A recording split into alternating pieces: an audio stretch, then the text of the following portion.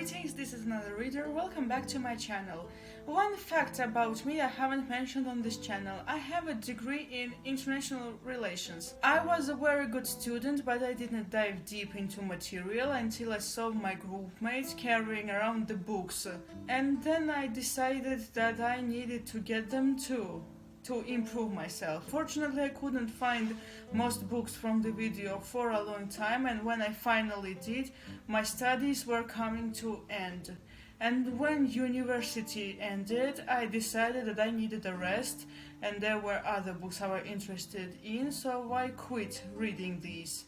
However, I do intend going back to them. The books I'm going to show you are some of the most basic books. If you aren't an international relations student but you are interested in the subject matter, these books might be useful for you too. Before I continue, I have to confess that I haven't finished some of these books, and there are people who know more than me. First, I'm going to show you some non-fiction, and the very first book I'm going to show you is The Prince by Niccolo Machiavelli. An extended analysis on how to conquer and maintain power, even if it includes being ruthless or even betrayals. This is like the original Game of Thrones. I read this one in 2016, and I even did a presentation on this one. Next book I'm going to show you is The Art of War by Sun-tzu. It's a strategy on how to behave on the battlefield, when to fight, when not to fight, how to deceive the enemy, how to win without fighting, and so on. I remember begging my friend to get me this book for Christmas, and she did. It's a very short book, you can read it very easily, and I also remember that I read this while listening to the song of the same name by Sabaton. The next book from the non-fiction category I'm going to show you is World Order by Henry Kissinger. World Order is about the way the civilization thinks everything should be run. In this book, Kissinger goes around the world and explores 4 different systems. I'm reading this in 2019, and I remember my lecturer seeing me reading this, and he praised me for that. I have around 100 pages left to read. I think I should reread this book. Back then it was hard, but now it's going to be easy for me to read. Now let's move on to some philosophy. The first book that I'm going to show you, the first thing that comes to my mind is Thus sprach Zarathustra by Friedrich Nietzsche. It's about a prophet who lived in the solitude for 10 years, but his love for humanity got him back into civilization, and he gained disciples, and he shares with them what he has learned.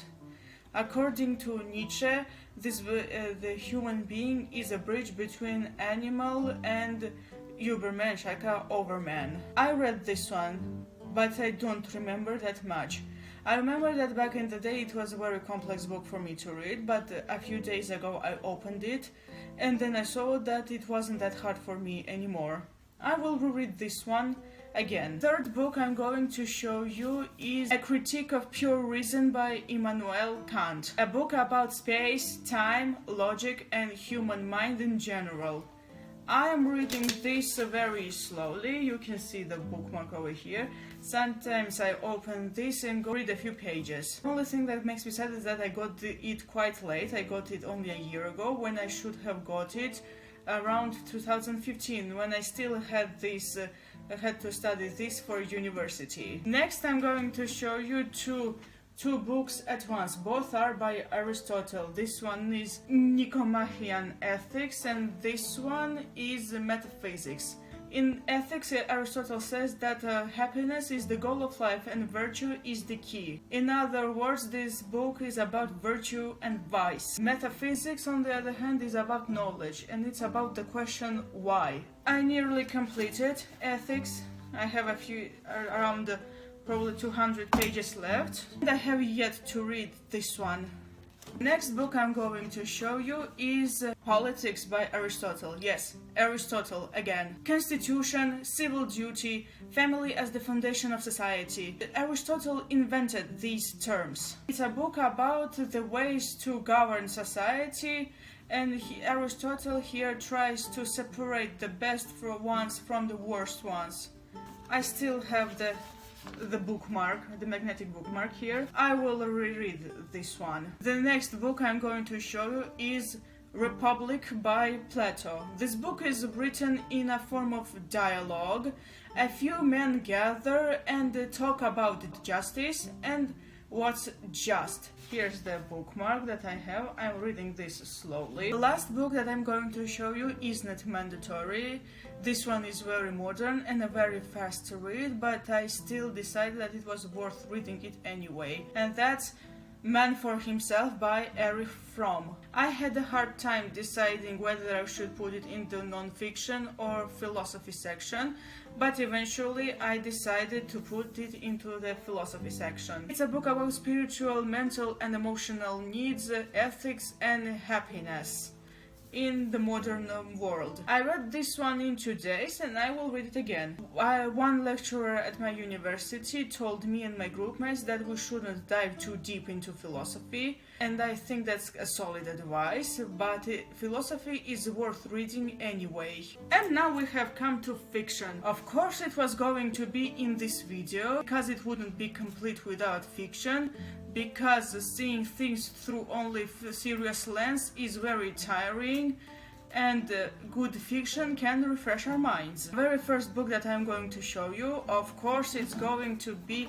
A Song of Ice and Fire. Intrigues, betrayals, sudden deaths, characters of all colors of spectrum, several storylines, mature scenes, fresh dialogue, and power. Lots and lots of power. And magic. I read it around 2014 and it really helped me to appreciate my studies, because George R.R. Martin took a lot from real life history. And now if you want Game of Thrones but in space and with less mature scenes, Dune by Frank Herbert. Noble houses, chosen ones, the fight between said noble houses, that's Dune. Dune is like the original Song of Ice and Fire, but without subverting the classical tropes. Well, at least the first one still uses the classical chosen one trope. I have a small review of Dune on this channel. I'll link it in the description. If you want something like a Song of Ice and Fire, but more simplistic, straightforward and with less depth, then I'm going to offer you The First Law by Joe Abercrombie. Unlike A Song of Ice and Fire, The First Law picks only a few main characters and sticks with them to the end. However, be careful, these books can be way too violent. When I was reading them, I was like, Joe, please, stop being so violent, stop butchering the characters. Now, the next book isn't a Game of Thrones-like at all. It isn't set in space or in some medieval times. It's set in more modern world and the main characters aren't rulers. But I still think that His Dark Materials by Philip Pullman belong here. It isn't easy for me to show this book for you. I still have a bitter aftertaste after reading The Amber Spyglass, but the first 2 books are still very good. Not perfect, but still very good, and I'd love to read them again. I picked His Dark Materials for this video because it focuses on the themes of philosophy and science. One fact, this book, the name of this book, the His Dark Materials, is taken from John Milton's Paradise Lost, and it's some kind of retelling of Paradise Lost. I got that book recently. I hope I enjoy it more than His Dark Materials. Oh, and by the way, there's a song inspired by His Dark Materials and it's called Invincible by Demons and Wizards.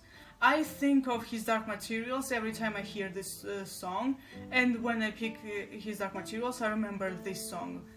But also at the same time, when I hear that song I remember that I hated the ending and it makes me very sad. Please don't let my hate for the third book distract you from reading His Dark Materials. Read this if you want and form your own opinions. And of course I'm going to show you the 4 infamous dystopian novels.